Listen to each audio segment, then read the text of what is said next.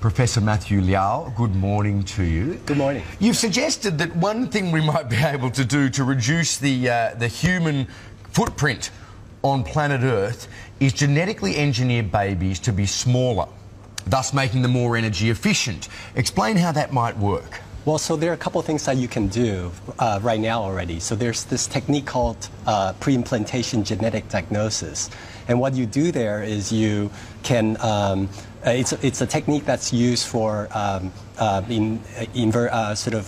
fertility clinics. Right, so in IVF treatments and things? IVF treatments, and you can get rid of, you can detect genetic diseases. Mm-hmm. And so the idea is that maybe you can use a technique like that to select smaller children. Okay, so a range of potential options there. You select the genetic material that is bound to lead to smaller children. That's right, that's right. But it requires an in vitro fertilization. That's right, so that would require in vitro fertilization. Another possibility is you can use hormone treatments. So these are, we already give hormone treatments to children who are expected to be very, very tall, excessively tall. Oh, okay.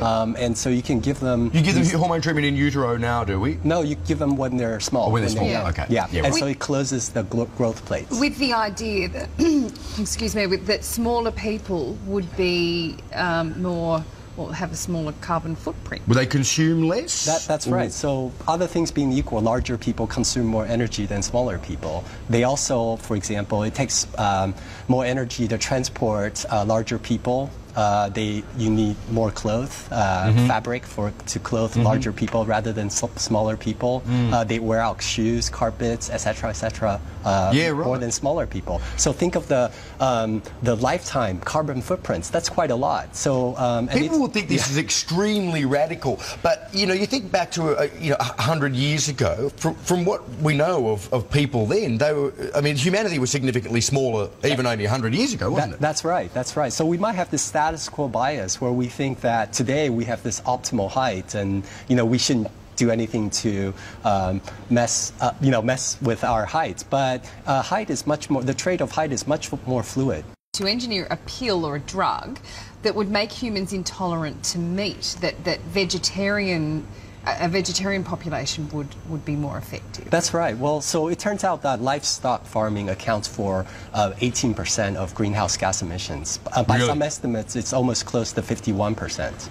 And a lot of the livestock is for consumption of meat, red meat. Even at 18%, that's kind of like the equivalent of car emissions, isn't it? It's higher. It's higher than transport. It's higher than cars. And so that's quite a lot. And so the idea is that if you can even reduce consumption by, say, 20%, that could be we can almost achieve zero food miles. And so the suggestion here is that, well, we're already naturally intolerant to various things. So I'm intolerant to milk, for example. And some people are intolerant to crayfish, and I don't drink milk, and it doesn't really bother me.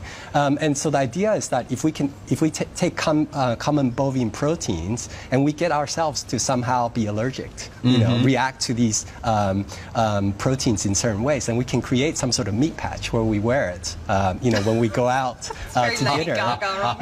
Then this could help people who want to give up, eating meat. Eating meat, yeah.